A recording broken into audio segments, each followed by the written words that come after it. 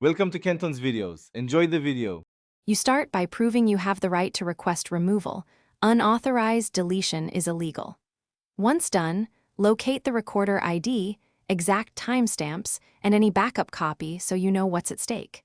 Make sure to read the retention policy to understand whether the clip will be auto-overwritten and where archived cop is live. These steps prevent accidental loss and protect you legally. They also prepare you to pursue the proper administrative route rather than attempting direct deletion yourself. You next submit a formal, documented request to the system owner or administrator. Don't try to access the recorder yourself. Explain why removal is needed, attach proof of authorization, and list exact clip identifiers so there's no ambiguity. Once submitted, make sure to get an acknowledgement and expected timeline.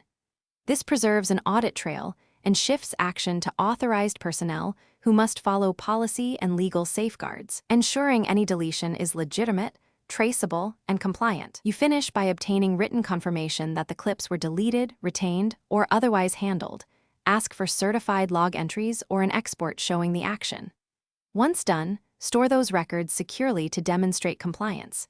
If the administrator refuses or you suspect improper retention, make sure to escalate through formal channels, contact legal counsel, or the relevant data protection authority. This protects your rights, documents the process, and avoids unlawful tampering while ensuring proper resolution. Thanks for watching. Consider subscribing if we helped you.